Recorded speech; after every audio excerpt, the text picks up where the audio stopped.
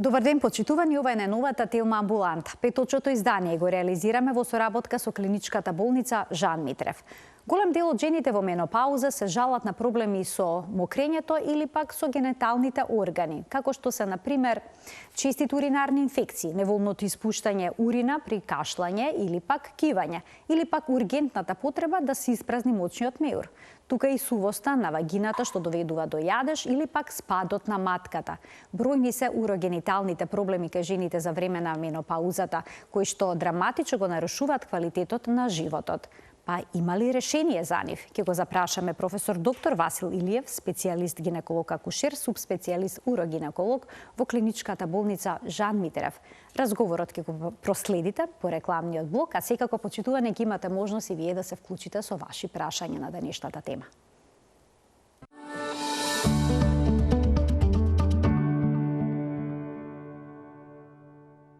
За уринарните проблеми, но и гинеколошките промени кои што се случуваат кај жените за време на менопауза, денеска разговараме со професор доктор Васил Илиев, урогинеколог во клиничката болница Жан Митрев. Професоре, добро дојдовте во студиото на Телма. Добар ден и добро ве нашли. Професоре, зошто за време на менопаузата се случуваат толку драматични промени во гениталната регија и со мокрачните патишта кај жените? Да, значи, темата е многу широка, ама јас сакам да дам мало објаснување дека во суштина во целиот животен период мочниот меур кај жената е подложен на разни промени кои ги доживува, било да е тоа поврзано, како што викате, менопауза, значи со хормонската инсуфициенција или намалување на количината на хормоните, или со незината функција која има во животот како репродукција, како сексуален партнер и така натака. Значи, вака едноставна поделба да направиме на проблеми со мочниот меур кои што се пред менопауза и проблеми кои што се во текот или после менопауза. Во периодот пред менопауза најчесто се јавуваат проблеми со мочниот меур во смисол на цистити, во смисол на воспаленија, чести инфекции на мочниот меур кои што се поврзани со чистотата на вагиналниот секрет. Многу често. Познато е во народот после сексуален однос потребат од цистит после секс, или така наречен посткоитален цистит, дури ја опишам у литература. После тоа се даваат различни совети што да се направи после еден однос каде што треба да се иде као да се мокри и као сето тоа. Али суштината лежи во одржувањето на квалитетното милје на вагиналната микрофлора. Тука бактерии, микроорганизми всушност микроорганизмите кои што ја одржуваат здравата состојба на вагината. Значи во репродуктивен период имаме потреба и од бременоста, да речеме, кога напливот хормонски е толку висок и да предизвикува огилни вагинални секреции, али таа вагинална секреција пореметува стандардната микрофлора и тогаш се чести тие за среќа банални вагинални инфекции кои што исто така допринесуваат за таков проблем. Втора работа во репродуктивен период, кога постојат тумори, најчесто миоми на гениталните, односно на матката, кои што се наоѓаат на таква позиција, кои што вршат притисок врз мочниот меур, допринесуваат да често се мокри, односно често се празни мочниот меур, тоа па допринесуваат до намалување на капацитетот. Многу важен поента е дека мочниот меур е мускулен орган, претежно, а срцето е исто мускулен орган. Кога срцето се полни со крв, он веднаш се стега и испумпува крвта.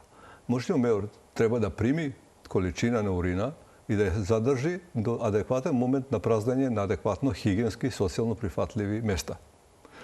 Таа функција е обезбедена со многу сложен инервационен систем, кој што едниот е аутономен, тоа значи дека не е под војлева контрола наша. Само да ве потсетам, нели се раѓаме првата година, немаме контрола на мокрењето. Така е. Се воспоставува. Значи се воспоставуваат контролните центри кои што поминуваат од централниот мозок преку кичмената мождина до некои центри кои се наоѓаат и во карлицата.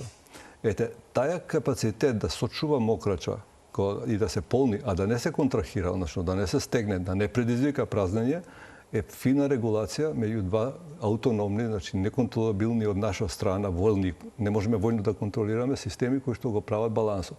Со честите мокрења, тумори кои што притискаат, ја празнат бешиката, ја го намалуваат капацитетот и тоа се пациенти кои што имаат фреквентно уринирање без да имаат инфект, без да имаат цистит.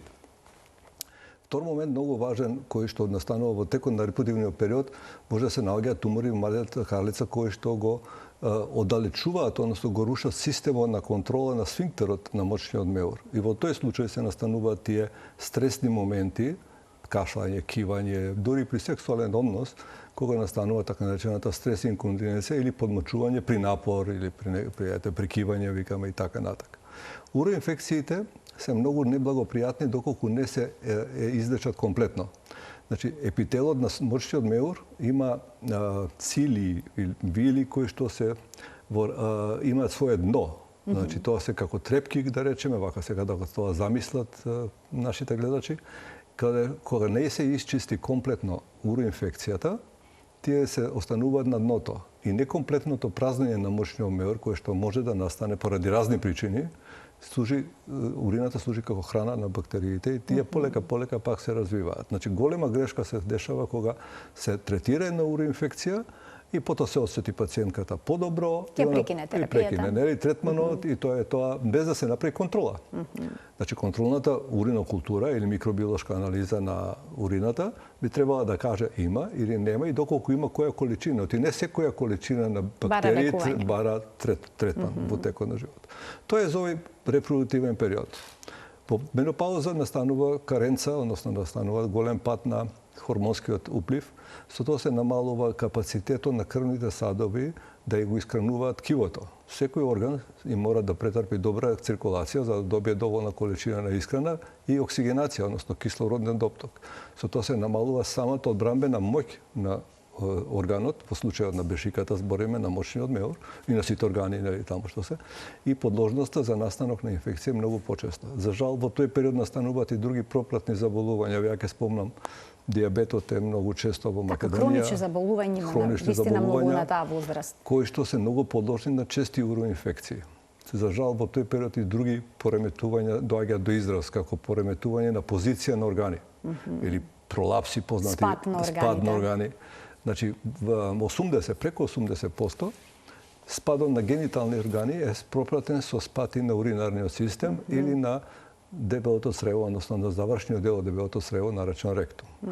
И во тие кондиции кога постојат се многу често јавуваат проблеми од аспект на уроинфекции, најчесто поради тоа што мочниот меур се спушта испод нивото на уретрата, уретра е изводниот мочен канал, и кога се празни, стално останува една количина на мокрача која што не е испразнета, урината останува внатре и таа служи како храна на бактерии за да се развие нова инфекција или да рецидивира старата инфекција. И поведете. Значи, естрогенот всушност има многу важна улога во овој период. Изузетно. Намалувањето ќе доведе до низа проблеми, но значи старењето како процес всушност доведува до сите овие проблеми кои што ги наведовте, но дали е тука можеби пресудна и генетиката? О, да. Доколку, да речеме, мајката, бабата страдале од ваков проблем, зголемен ли е ризикот? Значи, најчесто генетскиот запис предизвикува многу поран почеток на тоа недостаток на хормоните кои што настанува. Знаете, не е тоа како со нож пресечен, да има период на се вика перименопауза, кога настанува намалување на хормоните. Вовед во менопауза. Вовед во менопауза, ете така да го наречеме, кога има се уште, али не како што бил во текот на репродуктивниот период доволно количина на хормони. Али тоа може да трае различен период, кај подредени генетски состави има пациентки кои што и на 53 години имаат редовни мензис. Значи имаат уште хормонски суплеи. И сега не е тука само важен хормон, многу се важни количината на рецептори во слузницата на матката и во гениталните органи, зашто хормоните женски и машки се стероидни хормони и тие хормони делуваат само доколку има рецептор самата клетка да го прочита хормонот, да речам така, вака, да се разбереме. Иначе, ако нема рецептор, нема ефект. Присуството на естроген нема да има никаков ефект. Тој се елиминира преку урината и така натаму. А кажете ми, професоре, дали нивото на естроген влијае и врз составот на микрофлората во интимната регија кај жената? Многу. Се менува ли составот на бактериите што живеат всушност? Апсолутно се менува. Значи, количината на, ајде ги наречеме доброчудни, значи тие што допринесува за квалитета на микрофлора вагинална, се драстично намалува кога почнуваат тие атрофични промени, односно кога почнува тај недостаток доволен на хормони, односно на циркулацијата се намалува и почнува да се намалува дебелината на епителот на вагината, се намалуваат сите функции кои што допринесувале за една здрава средина. Во тоа учествува стално и мочниот меур. Сакам да истакнам дека овој спуштање на мочниот меур е многу чест во тој период. И за уроинфекциите, доколку се задржиме сега само на нив, он е главен причинител за рецидивирање, односно повторување или хронично, или значи има пациентки, 3 години само се малтретирам со уроинфекции, никако да поминат. У суштина причина е тој спад на мочниот меур кој што не дозволува комплетно празнење, чувство на неиспразнетост.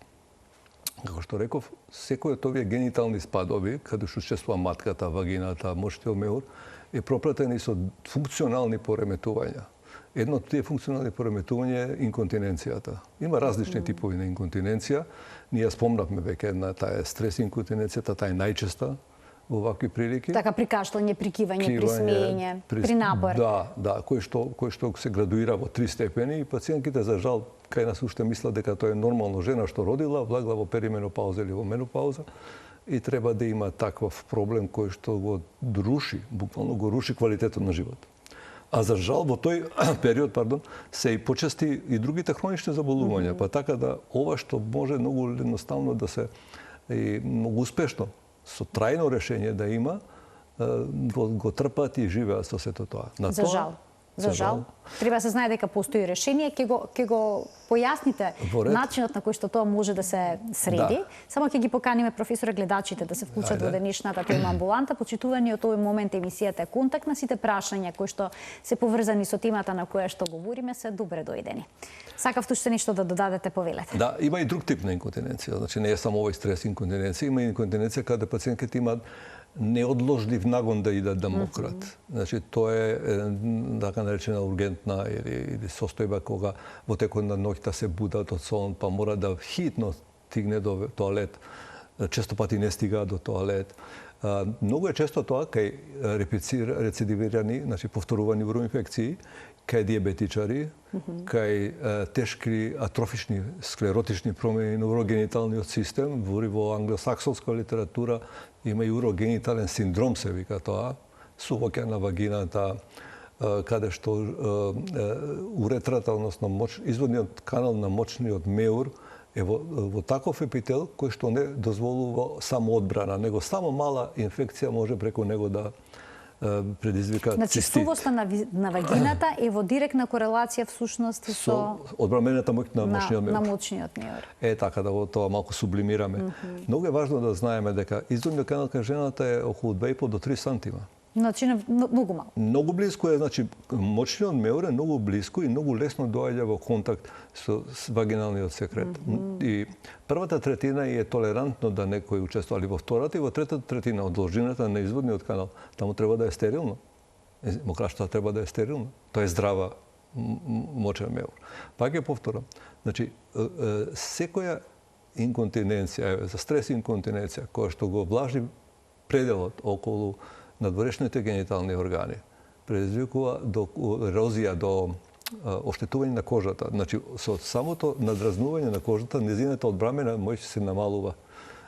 Кожата ни е покривка, али во исто време има и капацитет за самоодбрана, за заштита. Колку пати се десило да допирнете и да имате некоја инфекција и сама од себе ќе се таа елиминира. Секрецијата на лојните жлезди, секрецијата на потните жлезди се ремети. Така, но тука се значи иритирана е кожата. Апсолутно. Од мочка, од урината, од мочта. Да, а да не збориме за оној друг социјално неприфатлив момент кога има мирис, кога има непријатно чувство и сето тоа. Така да па потоа користат дневни влошки, често менуваат. Кои што се синтетски материјал. И тоа создава дополнителен проблем. Апсолутно. Да. Токму тоа го прави дополнително проблемот. После тоа ќе се употребуваат различни, како да ги наречам, шампони или тие средства за тоалета, за хигиена, некоја која што се популаризираат по реклами кои што не знаете што содржат и сето тоа треба да биде што минимализирано, барем во периодот кога имаме чувствителни моменти или делови кога не е решен ова со инконтиненцијата, сакам да кажам. Не само инконтиненцијата, извинете, значи и пролапсот тука учествува. Ја ви спомнав дека преку 80% од споените уро и генитални проблеми се врзани меѓу себе. Многу ретко се дешава да постои изолиран спад само на мочниот меур или само изолиран спад на матката. И нивното решение у суштина стално е комплексно. Треба да ги решите двете нивоа или трите нивоа. Ние ги имаме поделено во компартмани, викаме, во делови. Значи преден компартман тоа би била бешиката со вагиналниот зид преден, централен тоа би бил овој матката или материца, утерусот, така. И задниот е, нели, задниот зид на вагината со предниот зид на дебелото црево или на ректум. Тие се тие компартмани кои што треба синхроно да бидат решени и најчесто решението е вагинално. Значи по вагинален пат. Најчесто. Значи влегувате вагинално за да го решите проблемот. Дури и мочниот миор го кривате на таков начин, преку вагината? Да, најчесто вагинално се решава тоа. Како, на кој начин се прави рез, се влегува на таков начин? Да, се... Не, муабетот ми беше дали е сложено, професоре? Како се изведува таа операција? Како да ви кажам дали е сложено кога го работам тоа? Да, добро, деликатно е затоа што треба да го точно подесите просторот каде што ќе влезете до зидот на мочниот меур. И треба да му возможите позиција која што му физиолошки припаѓа, да речем. Тоа е моментот кој што е пресуден у суштина. Исто и за утерусот, за матката збориме и во исти момент.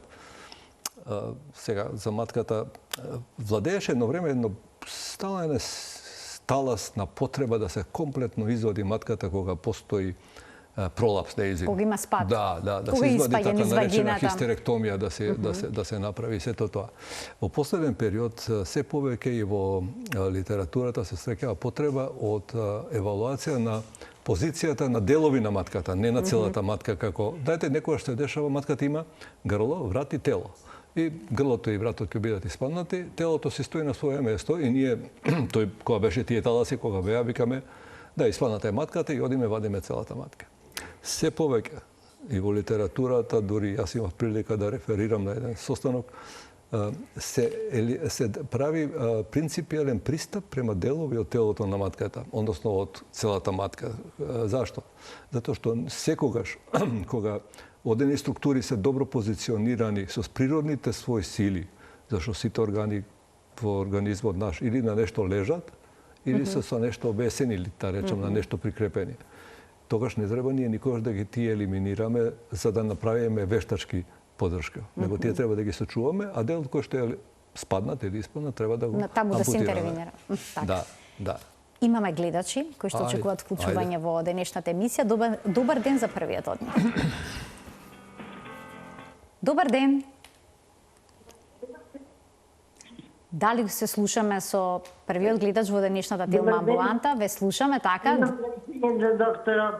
Така, јас сум на 74 годишна возраст, а на 62 години стапи во менопауза. Во меѓувреме имав хистеректомија без овариектомија. Значи, поради дисплазија ПВУ, која хистопатолошки беше докажана.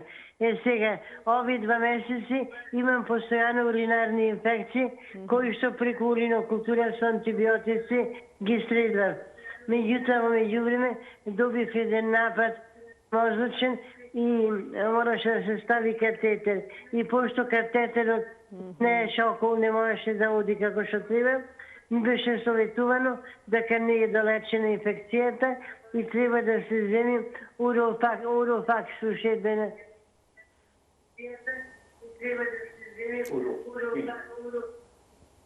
Добро, дали сте се уште тука, па претпоставам прашањето каков совет би добиле од докторот, од професорот за вашиот случај. Ви благодарам за вклучувањето во денешната Телма амбуланта. Професоре, оние кои што имаат од страната матка често се жалат на проблеми со мокрењето, еви на чести уринарни инфекции. Зошто тоа се случува? Ја тоа сум го кажувал стално. Значи, калицата кај жената е широка и сите органи што во текот на животот, сите позиции, работа, што работиме, прават фокус на сили каде што делуваат токму на зидот на бешиката и на предниот зид на вагината. Во случајот кога не постои утерус, матката е извадена, нели, и тогаш се делува на бешиката. И веројатно кај оваа пациентка е дојдено до тоа да бешиката е изместена од својата позиција, е спуштена бешиката со други зборови и останува неиспразнета. И она останува како култура, да речем, како храна за бактерии кои што се повтараат и се множат. И често е тоа да после После вадење на матката во целост доаѓа до спадот на вагиналните зидови, пропратено со спад на бешиката. Што би препорачале во ваков случај? Кај пациентка која што имала веќе мозочен удар, може да се интервенира? Да.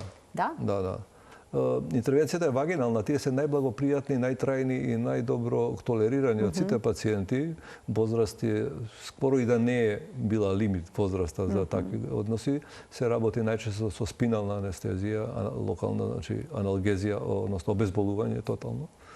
И вагиналното решение е тука метод на избор, се разбира со тоа што ќе треба да се има предвид, точно да се знае кои бактерии се и да се тие исчистат и да се тоа реши. Доколку има... И затоа и катетерот не може да го елиминира. Поради тоа што е изместена... Да, логично е тоа. Матката многу има едноставно. спад. Да. Но доколку не се намести мочниот меур во некоја нормална позиција, можат ли да се излекуваат овие уринарни инфекции, бидејќи постојано ќе се задржува урина? Одговорот е и да и не. Вака, хронични инфекции кои што се често повторуваат, вие не знаете дали нема да пропагираат нагоре. Значи нема да загрузат и бубрезите? Да, токму тоа сакам да кажам. Има пациентки кои што имали тако неубав успех, односно настан. Односно немале убав успех во третманот на мошниот инфекција на мошниот меур. Тоа е позната работа и затоа и треба тоа да се реши, дури препорачливо е да се реши во период од животот кога и други болести постојат и кога имунолошкиот самоодбранбениот систем е многу послаб. Онда во тие години и терапијата што се зема, ја нема тој ефект, го нема. Знаете која количина на препарати, антибиотици, не знам, антиоксиданси што се примаат во период на 65 години се ресорбираат. Тоа е оставено така на или со кои комбинации се земаат. Земате минерали, земате витамини или земате во вода растворливи витамини или во улје растворливи витамини. Сето тоа е така измешано и затоа треба да се води многу рачун барем за овие работи што се видливи. Кај нив се видливи. Самата пациентка често веќе имам топче. Доле ми испаѓа топче. И така тоа се многу успешно решава за среќа. Имаме уште еден гледач. Да го слушнеме прашањето. Добар ден. Ало, добар ден. Повелете, во програма сте. Имате голем поздрав до вас и ќе ве молам едно прашање до професорот. Вака, јас сум 70 година возраст, вагинално сам добро уредна, имам сувост на матката, проблеми имам со стомакот доле ниско, ме боли стомакот и од време на време ме пече при мокрење и како од време на време имам некоја отока на надворешно. Па ќе ве молам докторот ако може да ми објасни што е проблемот и како може да се справам со тоа. Да немате некој подпрашање, професоре? Не, јасно. Да, јасно вие се. Добро, ви благодарам за вклучувањето во програм. Исто така типични симптоми. Пациентот има пролапс на матката и често пати тие пациенти имаат и некој тип на хернија, најчесто ингвинална. Значи во препоните, препонска хернија да го преведам. И тоа е тоа топче што се јавува веројатно на стомакот што го вика, али тоа треба да се паралелно решат двете работи. Видете, пролапсите на гениталните и уринарниот систем се прогресивна работа, тоа се кила, тоа се хернија на генито-уринарниот систем. Исто како што е кила, не знам, на папакот, на препоните, на тие места и тие се и подземната тежа по секојдневниот живот. Често пати пропратена со обстипација, обстипација со запек. Запек, така. Проблем со празнење на цревата, цврста столица. Така. Тие напони сите што се даваат секој во текот на животот допринесуваат до оваа слабост. Во тие години, 70 отприлика, рече госпожата, постои веројатно и одреден степен на атрофија. Сега тоа вака ние го збориме овде, дека би било пожелно да видам, нека повели, нека ќе погледаме, ќе направиме план што треба и како треба, доколку ја одговара и доколку сака да го реши, пошто има на две места. Често пати, ете тоа е генетика, слабите структури кои што ги држат органите попуштаат со текот на времето, посебно во менопауза, односно во постменопауза, и е последица на тие хернијации на стомачниот зид, препонски, централни, пролапси на матка, пролапси на бешика, дебело црево, хемороиди. Се тоа е поврзан склоп на слични, односно идентични корени на проблем. Професоре, веќе спомнавте неколку пати дека пациентките треба да дојдат на преглед за да се види дали има некаков спад на матката, на мочниот меру и слично. Како се прави таа проценка? Што вклучува тој преглед?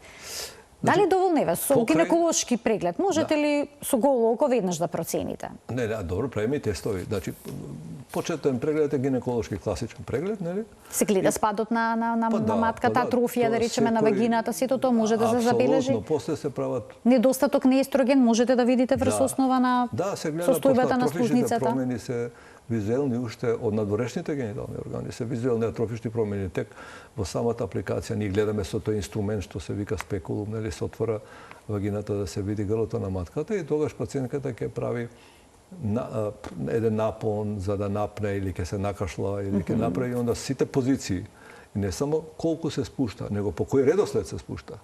Значи имаме, ви кажам, 3 компартмани, 3 дела имаме кои што учествуваат во тоа. И тоа е многу важно за да се реши. Решењето е обично по моделот на спуштање. Тоа што иде прво се решава, па второ, па трето и така натака.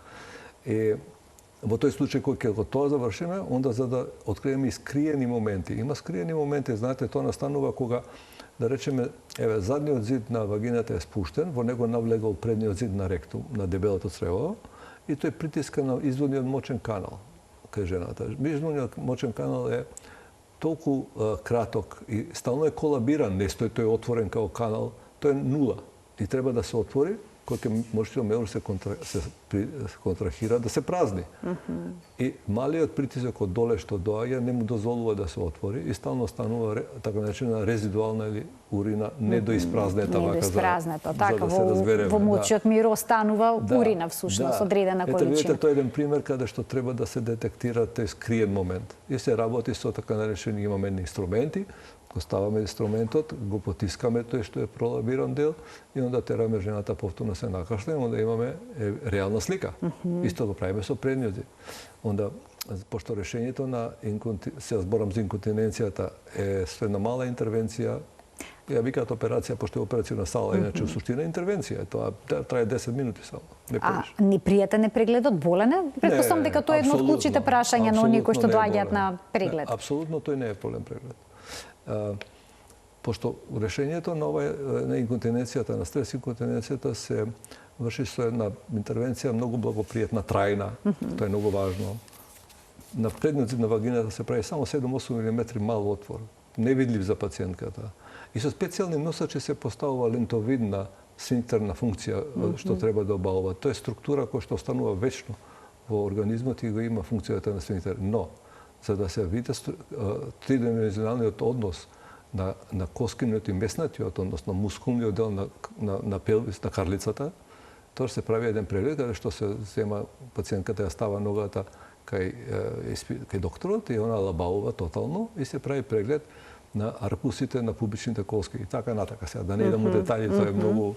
Така, но генерално не е ништо страшно, ниту е... Не е болно. Тоа е најважно. Апсолутно.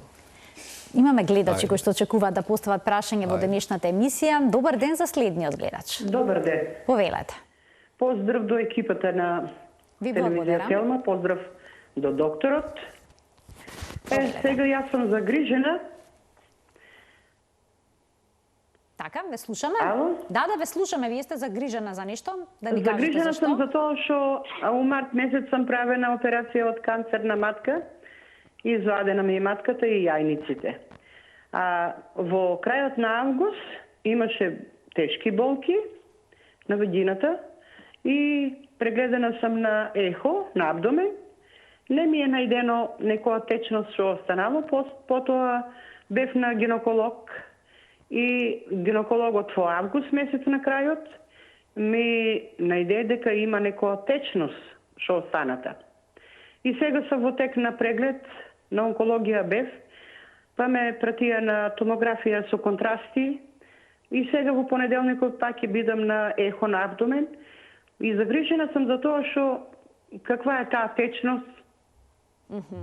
Не знам. Така, добро ви благодарам за вклучувањето во програма. Можете ли врз основа на ова што кажано? Поздрав до сите вас. Пријатно и до вас. Многу е тешко да се каже. Тешко да се каже вака од... Веројатно после сите овие испитувања ќе се извади дел од течноста и ќе биде испратена на испитување како целуларно, значи клеточните се види елементи, веројатно и бактериски момент ќе направат и ќе се знае какво е. Ако се извадени матката и двата јајници, не знам дали е вадени жлезди, дали се вадени, не кажа госпожата. Може често пати кога се вадат лимфни жлезди, да остануваат лимфната течност всушност. Да, лимфна течност која што се собира во карлицата и доколку таа е без лоши клетки, е сасвим банална работа.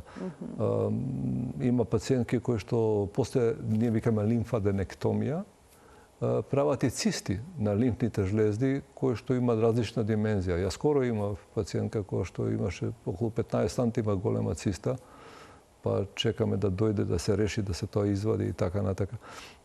У принцип е важно да се течноста евалуира за клеточен содржај, да речем. Така. Тоа е клучното испитување што треба да се направи. Ќе вклучим уште еден гледач. Добар ден. Да, еве слушам дека се обидува да се вклучи гледачот. Добар ден за него. Не? Нема. Добро, во ред. Професоре, ние продолжуваме понатаму. Дали има одредени случаи кога се забележува спад на мочниот меур и неволно испуштање на урина кога третирате со медикаментозна терапија? Дали одредени терапии со апчиња може да го решат проблемот? Да, токму ова вторијата група на проблеми, инконтиненција, така наречената ургентна инконтиненција, се третира со медикаменти. Рековме дека ургентна инконтиненција што значи тоа? Мочниот меур прави неконтролирана контракција и неодложно празнење. Значи неодложно празнење. Тоа се пациенти кои што не можат да излезат од дома затоа што се плашат дека ќе дојде во текот на патувањето од дома до објектот А, од А до Б точката, ќе имаат потреба да уринираат и они да стално со влошки.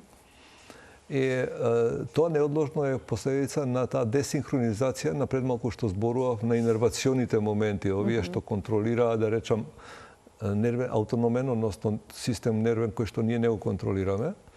И нивната синхронизација на функција најчесто ја правиме со медикаменти и тоа е многу успешно доколку претходно нели нормално елиминираме уроинфекција. Тоа мораме да го елиминираме. Значи напред се елиминира да не е некоја бактерија како причинител за проблемот. Така. А потоа се пристапува кон оваа терапија. Оваа терапија е успешна, апсолутно. Апсолутно имаме на пазар сега и веќе четврта генерација на медикаменти токму за тоа. Ќе ги вклучиме гледачите кои што очекуваат да постават прашање денеска, секогаш им даваме предност. Добар ден. Ало? Ве слушаме во програма, сте поведете. Ало, добар ден. Добар ден.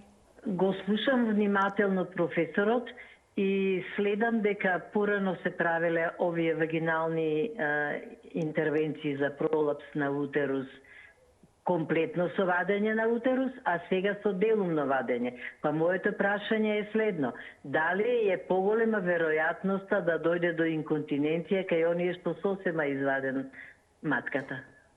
Добро, ви благодарам за вклучувањето во програма. Многу интересно прашање. Ова е многу интересно прашање. Значи, до стрес инконтиненција, веројатно на тоа се однесува, до тој тип на инконтиненција, многу зависи да кога се вади било целата матка, било дел матката, во каква кондиција е мочниот меур. Значи, дали он учествува во спадот или не учествува. Најчесто учествува. И неговата реконструкција е стално пропратена со поддршка на неговата сфинктерна функција.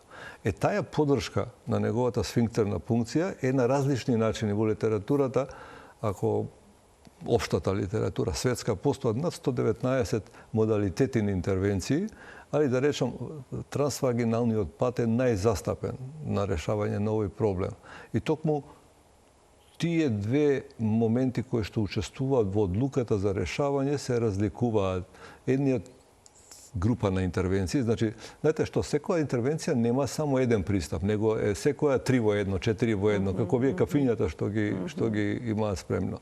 Значи, имате повеќе кораци да направите и едниот од тие кораци е правење на вставање на фасција. Фасција, како би го превел ја тоа, на жила што постои унатре во самата паравезикална, значи поред бешиката што постои, се употребува и се сошива под бешиката и таа треба да врши функција на сфинктерна функција да врши. А другиот модел е ова што предмалку зборував, ова трака која што е полисинтетска, макропорна, не е аутоимуно неутрална, која што се пласира и која што денеска се смета за златен стандард во решавањето на таа инконтиненција. Од моментот кога се вади матката, зависи која интервенција е применета. Втората е многу подобра од првата што ја опишав сега. Така. А иначе прашањето е многу добро кога е поголема веројатност. Па веројатно кога ќе се извади целата матка, доколку се сите тие структури што се околу неа што ја држале телото на матка бидат пресечени и останати како патралци, како остатоци од структури останати. Оти кога нема мислам да не се разбереме погрешно, некогаш и телото на матката е испаднато. Тоа кога се работи за тотален пролапс. Онда нема избор тука, ќе го извадите, али кога не се работи за тотален пролапс, тоа е јас во Марибор зборев за тоа, ама сега има баш идната недела идам во Италија, има еден конгрес европски на оваа работа и таму има 3-4 установи, не труда, него установи, 3 установи реферираат токму за оваа проблематика.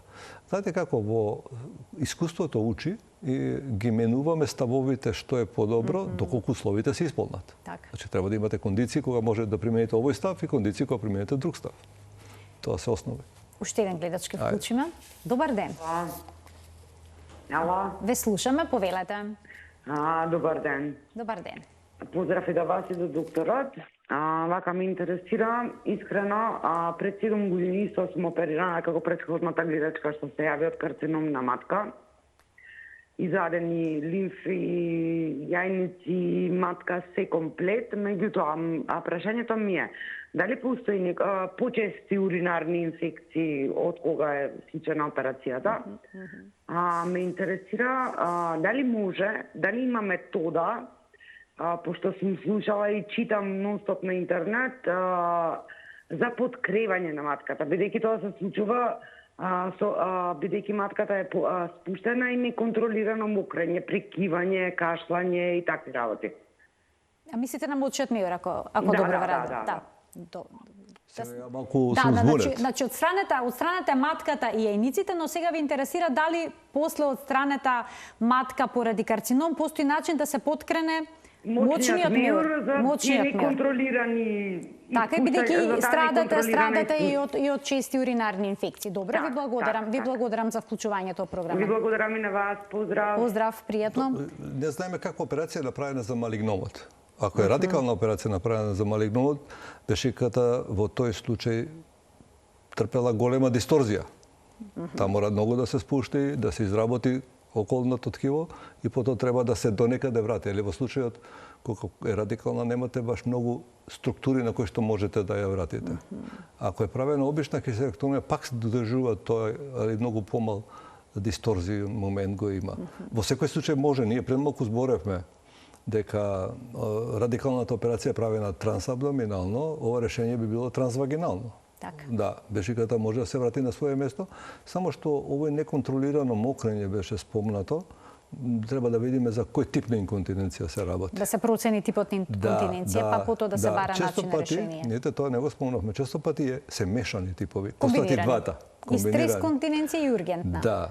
Преку 70% кој ќе го решите сфинктерната инконтиненција, стрес инконтиненција, кој ќе решите, се подобрува и ургентната инконтиненција. Така. Причина се мисли, немаме дефинитивно, се мисли дека истите инервациона структура што праќа импулси за ургентната инконтиненција учествува во неволната функција и на сфинктерот. И сфинктерот кој ќе му даете капацитет да функционира, има фидбек, се вика тоа, повратен ефект врз функцијата нова. Така да многу често тие што имат мешана, ние го решаваме со сфинктер, со ова интервенција што ви кажувам, тоа TVT се вика, кратенка е тоа. И потоа ќе видиме, доколку се реши и ургентната инконтиненција, нема потреба, али ако има потреба, онда додавам таа терапија што спомнав, нели има сега препарати и медикаменти кои што успешно контролираат. Значи потребно да се направи преглед, за да се направи конкретна проценка и да се даде совет што понатаму. Може да се реши во секој случај. Уште еден гледач ке вклучиме. Добар ден.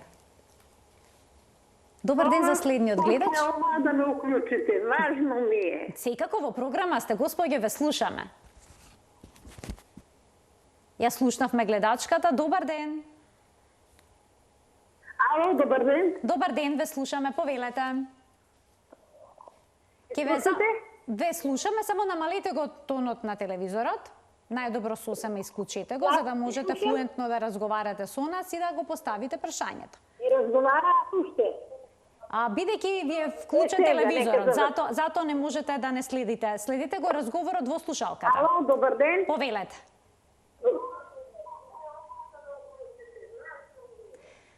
Еве уште една можда за гледачката, јас ќе ве замолам намалете го тонот на телевизорот. Бидејќи спомена дека е многу важно да го постави прашањето, затоа и даваме трета можност да се вклучи. Добар ден. Сепак не успеа, нека и објаснат, имаме уште 3 минути до крајот на емисијата, од режија доколку се би повторно гледачката на каков начин треба да се вклучи во програма. Докторе, со колкава успешно се решаваат овие проблеми откако ќе се направи хируршка интервенција? Може ли да се повтори проблемот? Теоретски да, али не ист. Никогаш ист.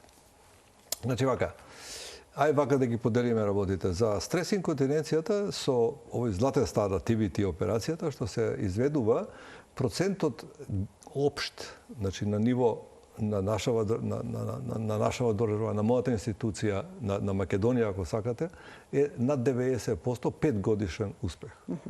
На светско ниво е 89,6%. Тоа го знам пошто е на европско ниво, би рекол. Значи ние сме тука со тоа. Тука сме, така. Пролапсот многу зависи потоа од моделот на живот. Значи, моделот на живот е пресуден за сите целокупното здравје, а исто и за гениталниот, да речам, статиката на гениталните систем. Тоа значи физичка активност? Не, тоа значи исхрана, дебелина, одржавање на телесна тежина. Моделна исхрана, водење рачун да се нема обстипација, да се нема запек да се нема. Нормално празнење на цревата. Нормално празнење на цревата да има. Се вкупниот пристап на здрава храна не се состои само во слабење. Јас сум секој слабена, па не знам, нема да имам такво нешто. Моделот на вежбање кај пациенти што се оперирани, знаете, овие луѓе што работат со физички напор, они знаат како да подигнат теверет. Најчесто ги виткаат колената, ги исправат колената, никош не ја виткаат лумбал... Кичмата, што би рекле ние, грбот. Лумбалниот дел од кичмата, никогаш не го виткаат. Рамената, рацете стално кој свитка колената, ги исправаат колената и после те краците доаѓаат. Значи, овој дел овде се чува. Тоа е модел кој што ме праша дали треба, можам да вежбам. Па да, може да вежбаат сигурно, ама треба да вежбаат со даден напаствија. Дајте, не се постига ништо во тој поглед со брзање. А оние што сакаат да го спречат слабењето на карличното дно, можат ли да применуваат, да речеме, некаква физикална терапија со струја, па сега има некои инекции со колаген кои што се аплицираат во тој дел за да се зацврсти структурата и слично? Колагенот трае до 6 месеци, толку му е утисе, тој ресорбира, односно распаѓа. Каде год, да. Имав ја прилика да... Имаше една компанија донесе такви колагени, као да ги ставиме на пробно, и ги ставаше еден колега, ја бев присутен, не ги ставав јас. И тие, во самата компанија, во самото упатство пишува дека неговиот ефект ќе биде 6 месеци. Онда имате момент на така наречени, знаете, кегелови вежби се многу популарни, тоа е многу добро да се прави, ама тоа се прави цел живот. Тоа се прави од пред да се иде на породување. Јас овде сум, не овде кога сум спомнал, во другите култури девојчињата идат на трбушни плес. Идат на трбушни плес заради развој на женственоста. А женственоста се развива со развој на ситните мускули што не ги гледате, кои што се во карлицата и околу карлицата. А токму тој плес ги прави тоа. Нашиве девојчиња одат на балет, ако што знам. Не сум сигурен, ама веројатно одат на балет, така слушам од мои... Делот од некој што одат на некакви танци има. Да. Сега хип-хоп и слично, но не е ставен фокусот всушност на тој момент, на тој дел од мускулатурата. Токму така. И белата раса има слаба генетика во однос на таа мускулатура што е карлична мускулатура и онда ситни мускули кои што постојат во тој регион. И тука треба се обрне големо внимание. Така да кегелове вежби, да скратам, се добри, треба да ги прават, ама тоа се прави цел живот. Од предбременост, што се прави Но и се нема прави. штета и доколку почат да ги прават жените на која била возраст. Ако ќе почнат пациентки што веќе имаат пролапс или инконтиненција, не може да се очекува ефект. Ако е многу мал тип на инконтиненција или оказионален, тоа значи повремен, може нешто да се постигне.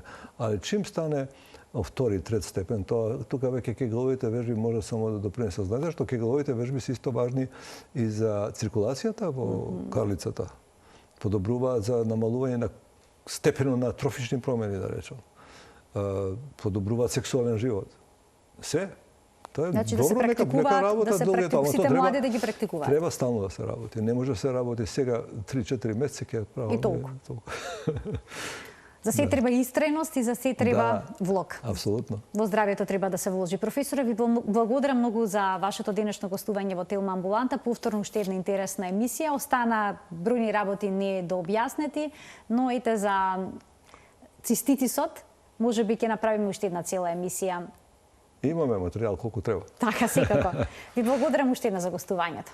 Почитувани, ова беше уште една емисија реализирана во соработка со клиничката болница Жан Митрев. Ви благодарам за вниманието со кое што не следевте.